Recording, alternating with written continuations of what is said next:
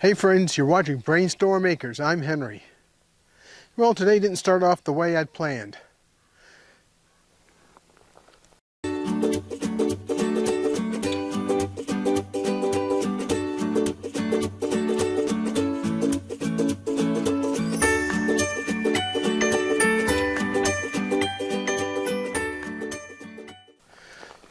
You may notice a lot of burned stuff over here.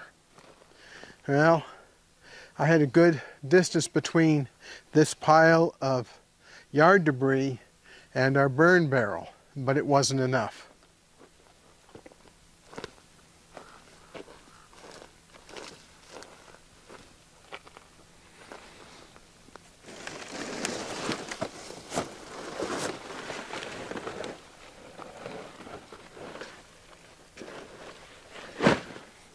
I had some cardboard that I wanted to burn and a few other things like that, and I really didn't want to get into this whole bit of yard waste.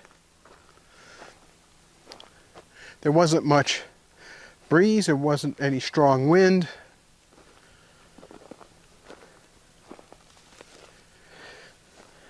This pile started off, about 4 foot, maybe a little more, and was, about 10 feet long.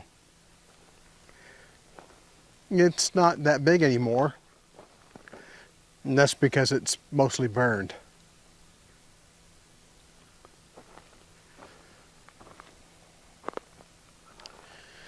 We're really careful about fire on our homestead because if you catch stuff on fire out here, and you have to have the fire department come, well, first of all, they're going to take a long while to get here. At least half an hour or 40 minutes. And in that time, if you have some breeze come up like we're having right now, you could have fire run for hundreds of yards. Off our property, onto other people's property, it could cause all manner of problems. So what did I do?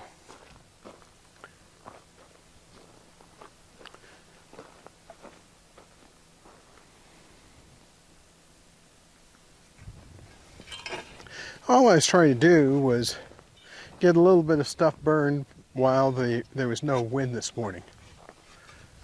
I was using this. It's a long-handled spading fork.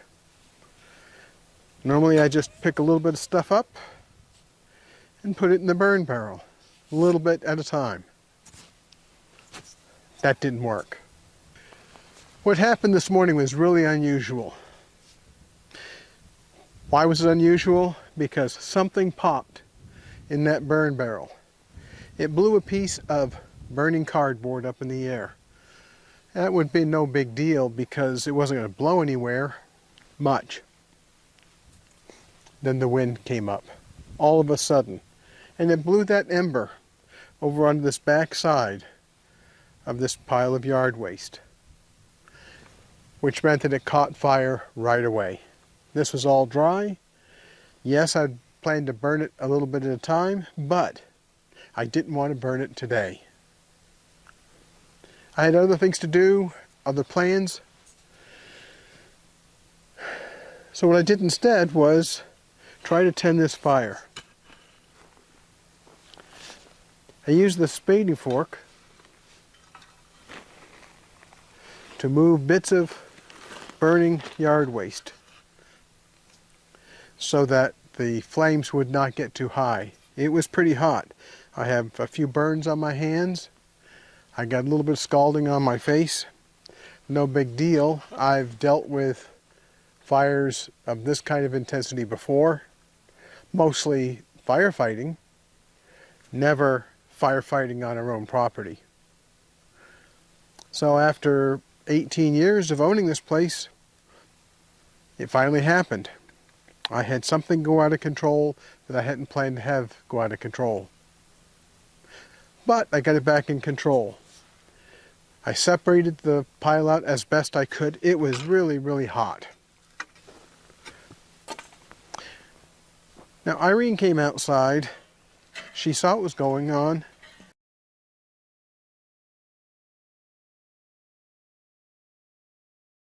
And she had this landscaping rake. took the landscaping rake and used it to move the burning debris to flatten it out somewhat. I wanted to try to reduce the intensity of the fire and reduce how large the fire was. As it was burning, I was piling more burning material into certain spots so that it would burn quickly. But I didn't want it to go too hot. So starting off, I couldn't be far enough away from it, and I did get some minor burns. It's not a big deal. It's like a bad sunburn. I might have 1 or 2 spots where I have second-degree burns, but that's what happens. Now, once the fire had gotten about twice as tall as it is as the pile of ashes right now, I went in and I turned on the outside water and pulled a hose and hooked it up to the hose bib out here in the garden. And then I took the next 20 minutes watering this pile down. I didn't want any embers to be left. It's worked pretty well. I have a few spots where it burned more, but it was controllable. Well, thanks for watching. You want to be careful on your own place. There's all kinds of things that can go wrong.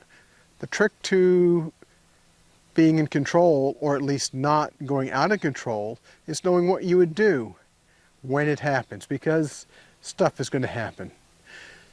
Today it was this fire over here. Tomorrow it could be a problem with our solar panels. It could be, I'm in the process of having to pump up the tire on our Range Rover because there's a foreign object in it that's causing the air to leak out. And right now I can't drive the car on the road because there's some things that I've had to take apart to try to repair the problems that I have. So I'll go ahead and do that. What I'm going to have to do is jack the front of the car up a little bit so it takes some of the pressure off the tire. The tire has gone flat, which means it won't hold air at all. It breaks the bead up between the tire and the wheel, and air just comes out of it. By jacking the car up a little bit, it takes some of that pressure off the bead, and I can get air back in it. Well, I'll get that done.